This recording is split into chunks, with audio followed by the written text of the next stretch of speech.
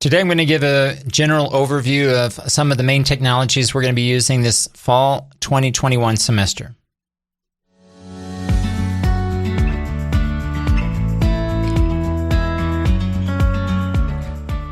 Hello and welcome to In the Classroom, an educational podcast making teaching and learning more transparent. My name is Benjamin Stewart at benjaminlstewart.org, and today's August 6th, 2021. Before we get into today's topic, if anyone has any insights, anything that they would like to share in terms of the technologies that they're currently using to deliver their courses, feel free to reach out to me at my Twitter handle at BNLEEZ, or if you wish to be a part of the Discord community, you can access a link to that community by going to my website at benjaminlstewart.org. Today I want to spend a few minutes specifically addressing those students who are enrolled in class with me this fall 2021 semester. I'm teaching discourse analysis, and I'm teaching a course called Listening and Speaking for Propedeutics, and I'm teaching a course called Communicative Abilities in English 1. This is a first semester course that generally applies all of the 4 skills. So I'm going to give you a brief overview and show some of the technologies, some of the different ways that we'll be accessing the course content. So the first thing I have here up on my screen, and if you're listening to the podcast, feel free to check out the link where you can access the video so you can see, if you're interested, you can see the technologies here that I'm describing and showing here today. All right, here I have a instance of Microsoft Teams here on my computer, and I have one of the courses that I'm going to be teaching, Discourse Analysis. So for those of you who are taking this 5th semester course, along the top, you'll see, if you're not familiar with Microsoft Teams, we have a post section and we have a file section. So we'll be using a lot of these 2 different spaces throughout the semester to share files and to share discussions online. And I should say at this point, if anyone has any questions or needs to reach out to me privately, the best way to do that is to send me a message via Teams, but in the chat. Okay, so instead of sending emails, I would prefer that all of our correspondence be maintained in the chat area. So we have posts, we have files. Now we also have, for this particular course, Discourse Analysis, we have now also a space for Trello, and I'll get into Trello here in a few minutes. If you see here, there are 2 tabs along the top, one that says DA and a second called Discourse Analysis. For some reason, when I add the Trello app to Microsoft Teams, it installs both of these. These are basically the same. If you click on both of these tabs, it's going to open up Trello. So I've tried this several times. In fact, the last week I've been trying to remove one tab, and then later it removes both tabs. So it's some kind of glitch in Microsoft. So for now, we're going to leave both of these tabs open, but just know that these are exactly the same tab.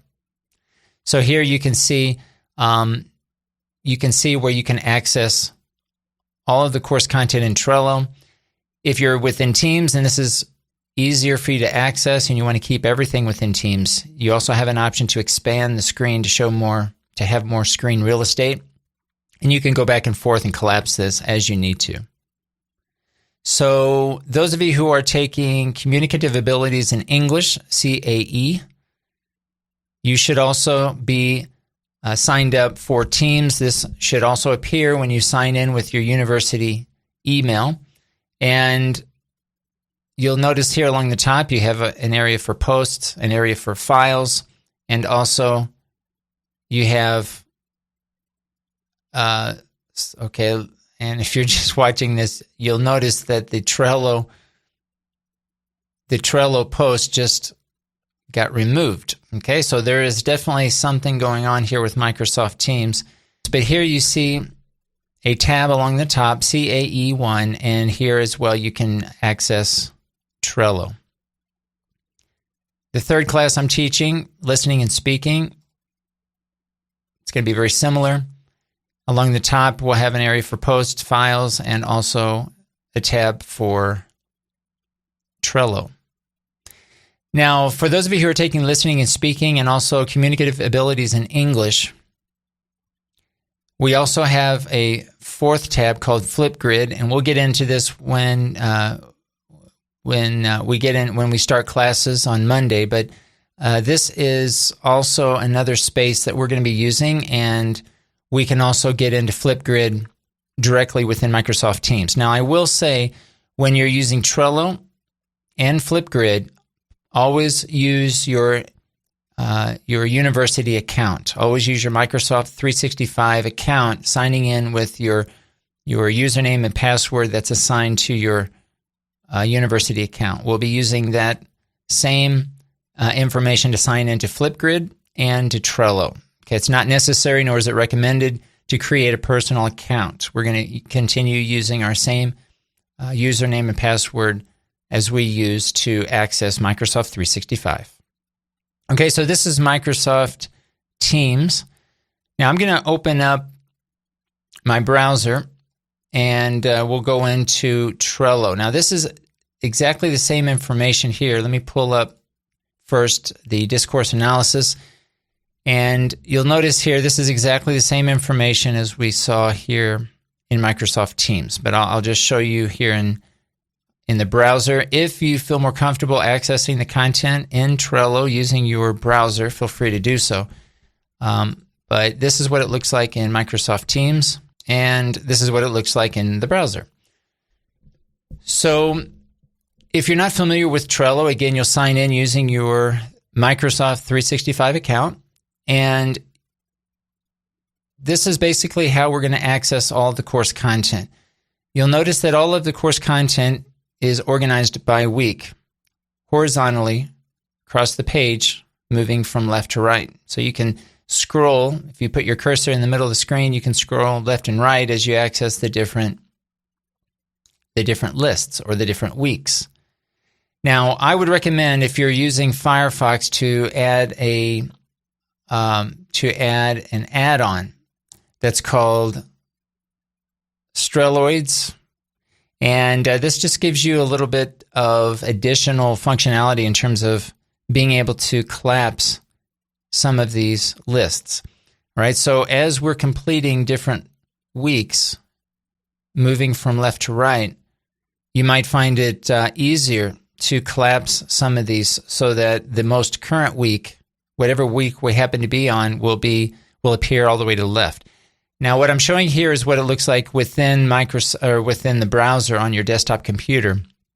I believe you will not have this option if you're accessing the same content using the Trello app on your mobile device, on your cell phone, for example. But I would recommend, if you have space on your phone, to install the app Trello so that you can also access the same content. Now, you'll notice that some of these cards, these are called cards that reside within each list. So each of these cards will allow you to access additional information about what it is we're doing. So you can go in and see specifically what we need to do. And I believe you'll become more familiar with this as we get into the class, but just know that you can go into each of these cards and get more information about what we're doing, including assignments. And we're going to be using labels.